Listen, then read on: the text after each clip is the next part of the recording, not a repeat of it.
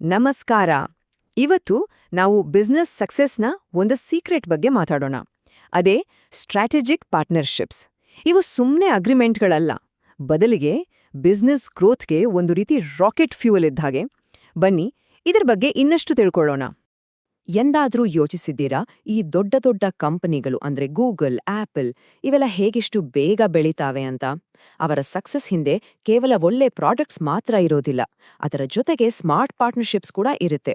ಹಾಗಿದ್ರೆ ಆ ಸೀಕ್ರೆಟ್ ಏನು ಅಂತ ನೋಡೋಣ ಬನ್ನಿ. ಸರಿ, ಇವತ್ತು ನಾವು 5 ಮುಖ್ಯ ವಿಷಯಗಳನ್ನ ನೋಡ್ತೀವಿ. ಮೊದಲನೇದು, ಪಾರ್ಟ್ನರ್ಶಿಪ್ ಯಾಕೆ ಬೇಕು.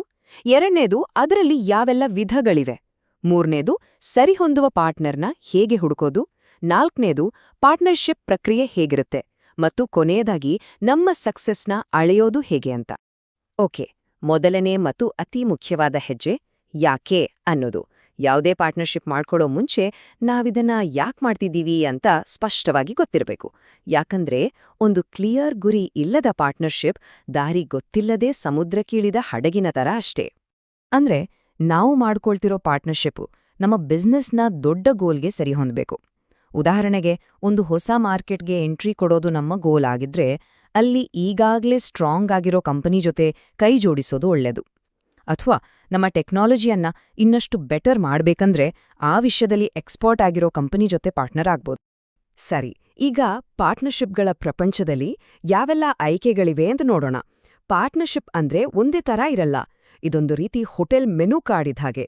ಬೇರೆ ಬೇರೆ ಉದ್ದೇಶಗಳಿಗೆ ಬೇರೆ ಬೇರೆ ಆಪ್ಷನ್ಸ್ ಇರುತ್ತೆ. ಈ ಟೇಬಲ್ ನೋಡಿ, ಇಲ್ಲಿ ಎಷ್ಟೊಂದು ತರಹದ ಪಾರ್ಟ್ನರ್ಶಿಪ್ಗಳಿವೆ ಅಲ್ವಾ. ನಿಮ್ಮ ಪ್ರಾಡಕ್ಟ್ನ ಹೆಚ್ಚು ಜನರಿಗೆ ತಲುಪಿಸ್ಬೇಕಾ? ಹಾಗಿದ್ರೆ ಡಿಸ್ಟ್ರಿಬ್ಯೂಷನ್ ಪಾರ್ಟ್ನರ್ಶಿಪ್ ಇದೆ. 2 ಬ್ರ್ಯಾಂಡ್ಗಳು ಒಟ್ಟಿಗೆ ಸೇರಿ ಪ್ರಮೋಷನ್ ಮಾಡಬೇಕಾ? ಅದಕ್ಕೆ ಕೋ ಮಾರ್ಕೆಟಿಂಗ್ ಇದೆ. ಪ್ರತಿಯೊಂದಕ್ಕೂ ಅದರದ್ದೇ ಆದ ಸ್ಪೆಷಲ್ ಬೆನಿಫಿಟ್ ಇದೆ. ಇದನ್ನ ಇನ್ನೊಂದಿಷ್ಟು ಸಿಂಪಲ್ ಆಗಿ ಅರ್ಥ ಮಾಡ್ಕೊಳ್ಳೋಣ. ಡಿಸ್ಟ್ರಿಬ್ಯೂಷನ್ ಪಾರ್ಟ್ನರ್ಶಿಪ್ ಅಂದ್ರೆ ನಿಮ್ಮ ಪ್ರಾಡಕ್ಟ್ನ ಮಾರಾಟ ಮಾಡೋಕೆ ಸಹಾಯ ಮಾಡೋ ಫ್ರೆಂಡ್ ಇದ್ದಾಗೆ. ಆದ್ರೆ ಕೋ ಮಾರ್ಕೆಟಿಂಗ್ ಅಂದ್ರೆ ನಿಮ್ಮ ಬ್ರ್ಯಾಂಡ್ ಬಗ್ಗೆ ಎಲ್ರಿಗೂ ತಿಳಿಸೋಕೆ ಹೆಲ್ಪ್ ಮಾಡೋ ಫ್ರೆಂಡ್. ನಿಮ್ಮ ಗುರಿ ಸೇಲ್ಸ್ ಮಾಡೋದಾ ಅಥವಾ ಬ್ರ್ಯಾಂಡ್ ಅವೇರ್ನೆಸ್ ಹೆಚ್ಚಿಸೋದಾ ಅನ್ನೋದ್ರ ಮೇಲೆ ನಿಮ್ಮ ಆಯ್ಕೆ ನಿಂತಿರುತ್ತೆ. ಈಗ ನಾವು 3ನೇ ಮತ್ತು ತುಂಬಾ ಇಂಪಾರ್ಟೆಂಟ್ ಸ್ಟೇಜ್ಗೆ ಬಂದಿದ್ದೀವಿ. ಅದೇ ಸರಿಯಾದ ಪಾರ್ಟ್ನರ್ನ ಆಯ್ಕೆ ಮಾಡೋದು. ಇದು ಕೇವಲ ಸೈನ್ಸ್ ಅಲ್ಲ, ಒಂದು ರೀತಿ ಆರ್ಟ್ ಕೂಡ. ಯಾಕಂದ್ರೆ ಸರಿಯಾದ ಜೋಡಿ ಸಿಕ್ಕಿದ್ರೆ ಮಾತ್ರ ಯಶಸ್ಸು ಸಾಧ್ಯ. ನೋಡಿ, ಈ ಸ್ಲೈಡ್ನಲ್ಲಿರೋ ಮಾತು ಎಷ್ಟು ಮುಖ್ಯ ಅಂದ್ರೆ, ಪಾರ್ಟ್ನರ್ಶಿಪ್ ಅಂದ್ರೆ ವ್ಯಾಲ್ಯೂ ಎಕ್ಸ್ಚೇಂಜ್. ನಾವೇನ್ ಕೊಡ್ತೀವಿ, ನಮ್ಗೆ ಪ್ರತಿಯಾಗಿ ಏನ್ ಸಿಗತ್ತೆ. ಒಂದು ಒಳ್ಳೆ ಪಾರ್ಟ್ನರ್ಶಿಪ್ ಯಾವಾಗ್ಲೂ 2 ವೇ ಸ್ಟ್ರೀಟ್ ಆಗಿರ್ಬೇಕು, ಇಬ್ರಿಗೂ ಲಾಭ ಆಗ್ಬೇಕು. ಹಾಗಿದ್ರೆ ಸರಿಯಾದ ಪಾರ್ಟ್ನರ್ನ ಹೇಗೆ ಆಯ್ಕೆ ಮಾಡೋದು? ಸಿಂಪಲ್. ಈ 4 ಪ್ರಶ್ನೆಗಳನ್ನ ಕೇಳ್ಕೊಳ್ಬೇಕು. 1, ನಮ್ಮಿಬ್ಬರ ದಾರಿ, ನಮ್ಮ ಗುರಿ ಒಂದೇನಾ? 2, ಅವರ ಮಾರ್ಕೆಟ್ ಪವರ್ ನಮ್ಗೆ ಹೆಲ್ಪ್ ಆಗುತ್ತಾ? 3, ಈ ಡೀಲ್ನಿಂದ ದುಡ್ಡಿನ ವಿಚಾರದಲ್ಲಿ ಲಾಭ ಇದೆಯಾ? ಮತ್ತು 4, ನಾವು ಒಟ್ಟಿಗೆ ಕೆಲಸ ಮಾಡೋದು ಸುಲಭನಾ? ಈ 4ಕ್ಕೂ ಹೌದು ಅಂತ ಉತ್ತರ ಬಂದ್ರೆ ನಾವು ಸರಿಯಾದ ದಾರಿಯಲ್ಲಿದ್ದೀವಿ ಅಂತ ಅರ್ಥ. ಸರಿ, ಪಾರ್ಟ್ನರ್ ಸಿಕ್ಕಾದ್ಮೇಲೆ ಮುಂದೆ ಏನು? ಬನ್ನಿ, ಒಂದು ಪಾರ್ಟ್ನರ್ಶಿಪ್ ಶುರುವಾದಾಗಿನಿಂದ ಅದು ಬೆಳೆಯೋವರೆಗಿನ ಪೂರ್ತಿ ಜರ್ನಿ ಹೇಗಿರತ್ತೆ ಅಂತ ನೋಡೋಣ. ಶೇಕ್ ಹ್ಯಾಂಡಿಂದ ಹಿಡಿದು ಹೈ ಪರ್ಫಾರ್ಮೆನ್ಸ್ವರೆಗೆ. ಈ ಜರ್ನಿಯಲ್ಲಿ 4 ಕ್ಲಿಯರ್ ಸ್ಟೆಪ್ಸ್ ಇವೆ. ಮೊದಲನೇದು ಇನಿಷಿಯೇಷನ್, ಅಂದ್ರೆ ಪಾರ್ಟ್ನರ್ ಯಾರು ಅಂತ ಗುರ್ತಿಸೋದು. ಎರಡನೇದು ನೆಗೋಸಿಯೇಷನ್, ಅಂದ್ರೆ ಕಂಡೀಷನ್ಸ್ ಬಗ್ಗೆ ಮಾತಾಡಿ ಒಪ್ಕೊಳ್ಳೋದು. ಮೂರನೇದು ಎಕ್ಸಿಕ್ಯೂಷನ್, ಅಂದ್ರೆ ಕೆಲ್ಸ ಶುರು ಮಾಡೋದು.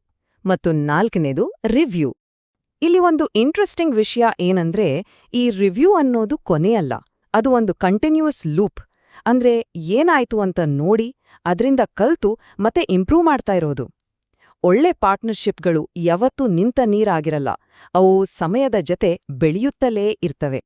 ಸರಿ, ಈಗ ನಮ್ಮ ಕೊನೆಯ ಟಾಪಿಕ್ಗೆ ಬರೋಣ. ಯಶಸ್ಸನ್ನು ಅಳೆಯೋದು ಹೇಗೆ ಅಂತ.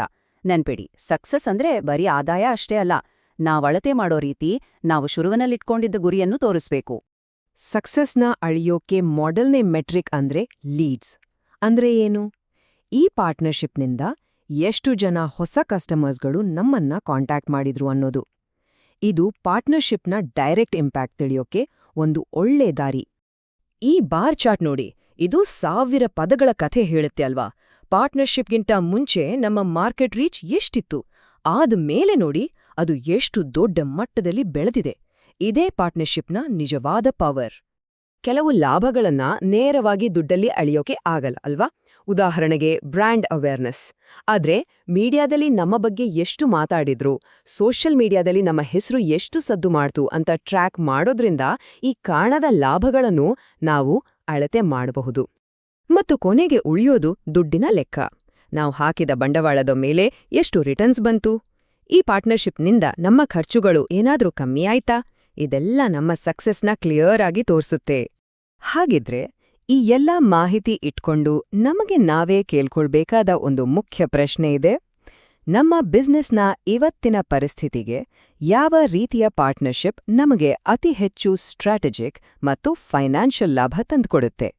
ಈ ಪ್ರಶ್ನೆಗೆ ಉತ್ತರ ಹುಡುಕೋದೆ ನಮ್ಮ ಮುಂದಿನ ಯಶಸ್ಸಿನ ಮೊದಲ ಹೆಜ್ಜೆ. ಧನ್ಯವಾದಗಳು.